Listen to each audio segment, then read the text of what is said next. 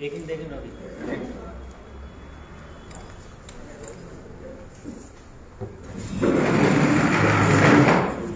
चला नई कमेटी का गठन किया गया है और कहाँ से सदस्य यहाँ पे किए गए हैं, आगे क्या रहेगा?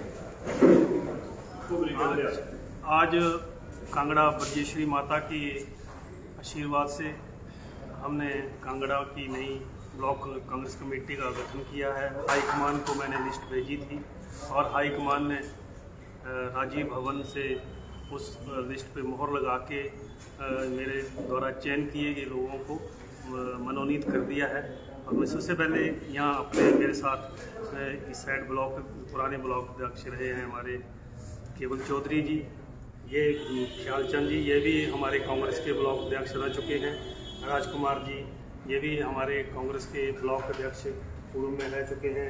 महिला कांग्रेस की हमारे जिला कांग्रेस की अध्यक्ष सुमन वर्मा जी और हमारी महिला कांग्रेस की अध्यक्ष कांता सरोज जी, नवेड़ के प्रधान जी, और इस साइड हमारे नवनियुक्त राकेश महाजन जी जो नवनियुक्त एमसी कांगड़ा के पार्षद हैं, और बाकी सभी गणमान्य और कांग्रेस के कार्यकर्ता जो काफ़ी समय से ये अपने आप को खोया हुआ महसूस करते थे, आज सब कांग्रेस के साथ इकट्ठा होकर खुश हैं।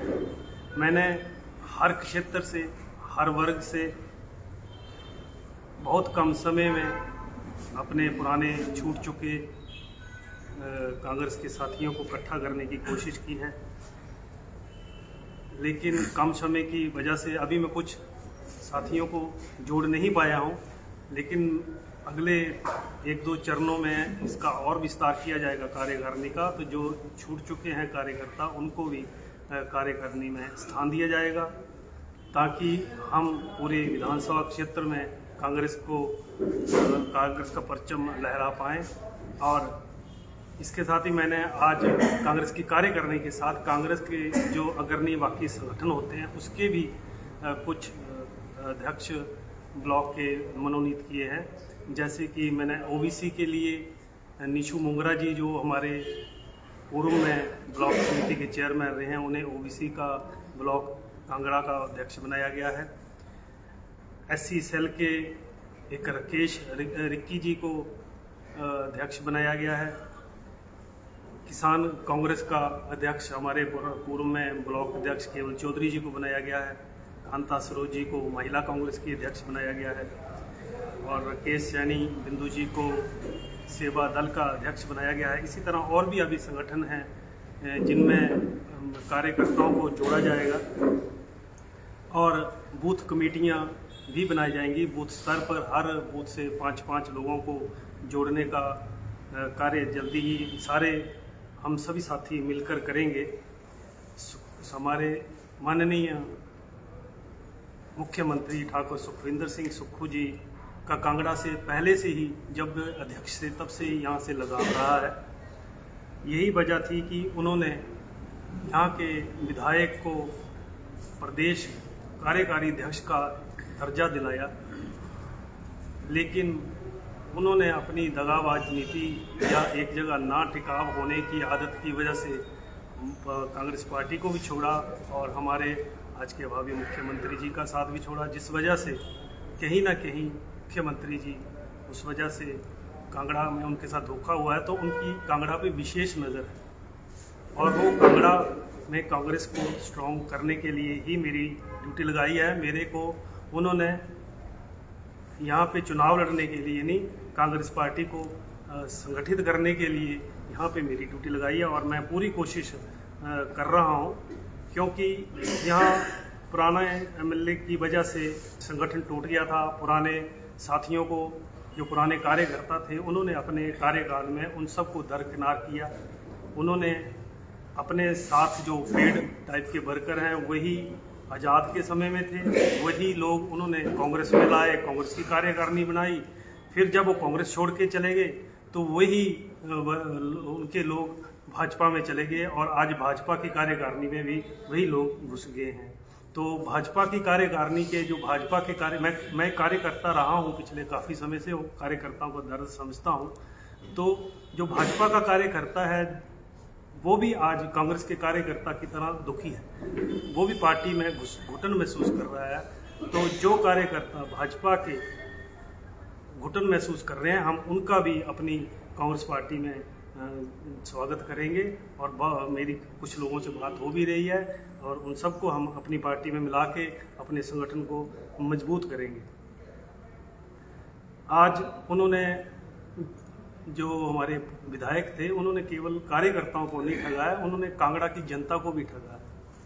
क्योंकि अगर वो पार्टी छोड़ के ना जाते तो आज कांगड़ा की जनता के पास मंत्री होता, कांगड़ा के लोगों के काम होते। तो ऐसे नेता का कोई फायदा नहीं होता है जो कि ना समाज के काम का हो ना जनता के काम का हो, वो सिर्फ केवल अपना ही विकास सोचता है। ऐसे व्यक्ति से हमें दूर रह के किसी अच्छे व्यक्ति को आगे लाने में हमें मुख्यमंत्री जी ने ये ड्यूटी लगाई है और हम इसमें आप सब लोगों की मदद के साथ सफल होंगे। अगर मैं विकास की बात करूं कांगड़ा की, तो चौधरी विद्यासागर जी के समय में विकास हुआ था। उसके बाद कांगड़ा में जो भी विकास हुआ है वो स्वर्गीय वीरभद्र सिंह जी ने ही करवाया है, उसका श्रेय किसी और को नहीं जाता है, केवल उन्होंने ही विकास कराया है। और सुखविंदर सिंह सुक्खू जी ने हमें पूरा भरोसा दिलाया है कि आप कांगड़ा में संगठन को मजबूत करिए और कांगड़ा में अगर कोई भी काम और विकास का काम होगा तो ठाकुर सुखविंदर सिंह सुक्खू जी हमारी मदद करेंगे और हमें कभी भी ऐसा महसूस नहीं होगा कि यहाँ से हमारा विधायक नहीं है। क्योंकि पिछला चुनाव जो है हमने बिना संगठन के 10-12 दिनों में 15 दिनों में लड़ा था, इस वजह से हम चुनाव जीत नहीं पाए थे। लेकिन आज हमारे साथ एक मजबूत संगठन, पुराने कांग्रेस के साथी सभी इकट्ठा हो चुके हैं और हम अगला चुनाव जरूर जीतेंगे। और अभी आने वाले लोकसभा चुनाव में हमारा ये संगठन मजबूत जो है वो अपना जो परिश्रम है वो दिखाएंगे। क्योंकि अगर हम मोदी की बात करें तो लोगों का मोदी से भी मोह भंग हो चुका है। मुफ्त में पैसों के जुमले, थाली ढोल से कोरोना भगाना, नोटबंदी से काला धन लाना और ये शेख चिल्ली जो उनके फैसले थे, लोगों ने उनको समझ लिया है। जो पुलवामा की हमले की सच्चाई थी उसको भी जनता ने अब सच्चाई जो सामने आ गई है। पुरानी धरोहर हमारी रेल, एयरपोर्ट और लाल किले जैसी चीज़ों को, धरोहरों को वो अपने चहेतों को बांट रहे हैं। वो चीज़ भी लोगों से आज छुपी नहीं है। जब भी उनसे महंगाई या बेरोजगारी की बात की जाती है तो वो हिंदू मंदिर और अब सनातन धर्म की बात से लोगों को ठगने का काम कर रहे हैं, जो कि लोग अच्छी तरह समझ चुके हैं। जनता जान चुकी है कि नीरव मोदी, मेहुल चोकसी, माल्या जैसे करोड़ों रुपए ठगने वाले लोगों को भागने में किसने सहयोग किया। हिमाचल की जनता जो है वो ठाकुर सुखविंदर सिंह सुक्खू के फैसलों से खुश है और इस चीज़ का उदाहरण हमें इस बात से मिलता है कि जब हिमाचल में आपदा आई है तो लोगों ने अपनी तरफ से करोड़ों रुपया मुख्यमंत्री राहत कोष में दिया है, जो इस बात का प्रमाण है कि लोग सुखविंदर सिंह सुक्खू में विश्वास की सरकार में और फैसलों में विश्वास रखते हैं और समझते हैं कि प्रदेश एक अच्छे हाथों में है।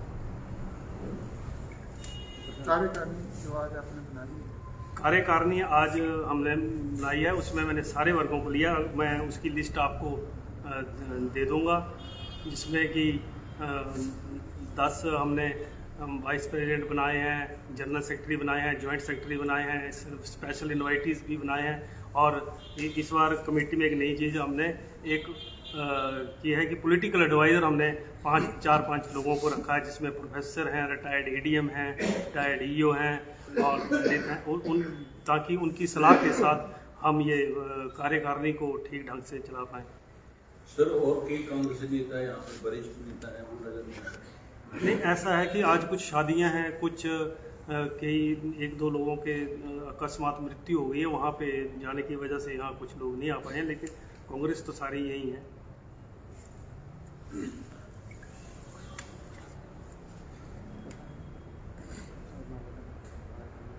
सर, कांग्रेस जो है समय समय पे स्थानीय विधायक का विरोध तो करती है, लेकिन वो समाचार पत्रों और अपने कार्यालय तक ही सीमित रहता है। अगर कुछ ऐसी चीज़ें हैं तो उसका विरोध खुलेआम क्यों नहीं किया जाता, खुलेआम विरोध क्यों नहीं किया जाता? नहीं, खुलेआम विरोध होगा। अब तो कार्यकारिणी अभी नई नई गठन हुआ है, खुलेआम विरोध भी होगा, लेकिन ये विरोध सड़कों पे करने वाला विरोध नहीं है। ये हमें आम जनता को, हर व्यक्ति को समझना होगा कि ये जो व्यक्ति है ये लोगों को ठगते हैं। आज अगर बात करें तो किसी को पैसों से, किसी महिला मंडलों की बात करें तो 5-10 हज़ार देकर इन्होंने लोगों के मुंह को बंद किया हुआ है, जिस वजह से कि हमारे यहाँ का कोई भी विकास कराने में ये सफल नहीं, इनकी सोच ही नहीं है कि हमारे यहाँ पे कोई विकास कराया जाए। सर, लोकसभा चुनावों को लेकर क्या कांग्रेस की तैयारी है? अभी हमने संगठन बना लिया है, हम बूथ स्तर की कमेटियाँ बनाएंगे और जो भी कांग्रेस का ऊपर से हमें आदेश होंगे उसको सरकार की नीतियों को आगे बनाएंगे और इकट्ठा होकर चलेंगे। कितने लोग हैं भाजपा के? आपने बोला कि संपर्क में जो आना चाहते हैं, घुटन महसूस कर रहे हैं। भाजपा के जो कर्मठ कार्यकर्ता हैं वो सारे संपर्क में आने के लिए वहाँ पे घुटन महसूस कर रहे हैं। तो ये कब तक हो जाएंगे, वो शामिल कब तक हो जाएंगे? बस धीरे धीरे आप देखते रहिए, दिन प्रतिदिन रोज लगभग 1-2 हो ही जाते हैं हमारे में शामिल। झटका देंगे लोकसभा चुनावों से पहले आप? बिल्कुल बिल्कुल, झटका हमारी वजह से नहीं, उनकी अपनी कारगुजारियों की वजह से मिलेगा।